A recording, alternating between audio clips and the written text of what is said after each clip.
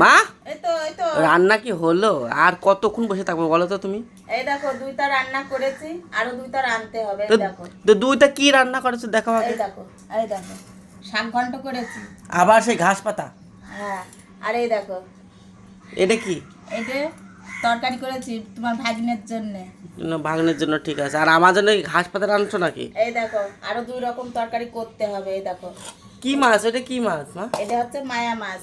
মায়া আর এই মাছ? দেখো মায়া মাছ দিয়ে, আর এই যে পুডাটা দিয়ে একটা তরকারি হবে, আর এই যে মূলো দিয়ে আর আলু দিয়ে একটা তরকারি হবে। এখনকার মূলো কি ভালো লাগে নাকি? মূলো নিয়ে আইছে আর মূলোর তরকারি রান্না করছো। দেখো এই যে রান্না করছে, নিয়ে আসে যখন রান্না করছে, তোমার বাবার আবার ভূগোল ভূগোল না রান্না করলেই রাগ হয়ে যায়। আর এই যে রান্না করছে ভূগোল ভূগোল। আমার বাবার ভূগোল পছন্দ হয় না, আমার ভূগোল পছন্দ হয় না।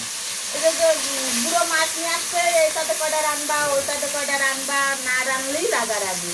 আর বন্ধুরা তোমরা তো জানো বুড়ো মাছ পুষতে কতক্ষণ লাগে, 3-4 রকমের বুড়ো মাছ, তারপর শাক ঘন্ট দেরি হয় না? দেরি তো হয়, সবাই জানে দেরি হয়, কিন্তু এই ঘাস তুমি নিয়ে আসে আবার রান্না করলে কি আবার করতে তাই বলে তো? ঘাস, ওটা পালং শাক।